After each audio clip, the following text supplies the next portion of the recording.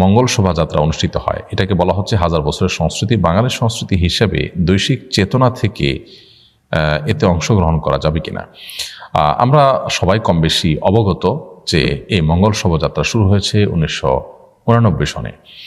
1989 সনে কলকাতার কিছু শিক্ষার্থীদের উদ্যোগে ঢাকা ইউনিভার্সিটি থেকে যে এটি শুরু হয়েছে সেটি নিয়ে বহু আর্টিকেল আপনি এখনও অনলাইনে পাবেন।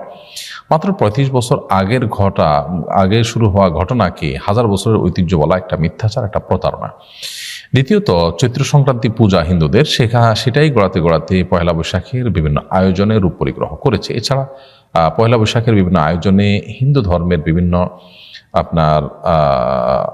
তাদের ধর্মীয় বিভিন্ন কালচার, কৃষ্টি, তাদের বিভিন্ন উপাস্য, বিভিন্ন প্রাণীর মুখোশ, যেগুলো সমস্ত প্রাণীকে তারা পুজো করে সেগুলোকে বহন করা, ধারণ করা, এবং পুজোর যে অপরিহার্য আইটেমগুলো আছে কুলো, মোমবাতি, তারপর অন্যান্য আরও যে সমস্ত বিষয় আশাগুলো আছে, এগুলো হুবহু কপি পেস্ট করা হয়েছে এখানে। এটাকে বাঙালি সংস্কৃতি হিসাবে মুসলমানদেরকে গেলানো হচ্ছে, যেটা খুবই দুঃখজনক, খুবই বেদনাদায়ক অধ্যায়।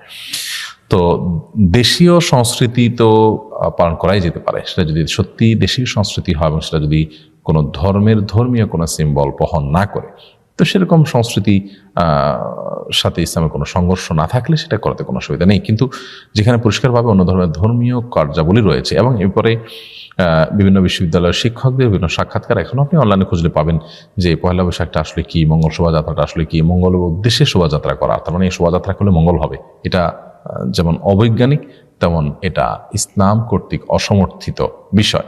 এরকম কোনো শোভাযাত্রার মাধ্যমে কল্যাণ কামনা করা, এটা রীতিমতো শিরক, এটা রীতিমতো ঈমান বিধ্বংসী একটি বিষয়, এটা ঈমান পরিপন্থী একটি বিষয়। কিন্তু এটাকেই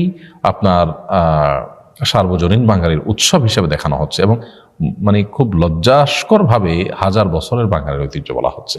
খুবই দুঃখজনক। তো দেশের সংস্কৃতির নামে হিন্দুয়ানি সংস্কৃতিকে ধারণ করা জায়েজ নাই, এবং এটি থেকে আমাদের বেঁচে থাকা অপরিহার্য কর্তব্য।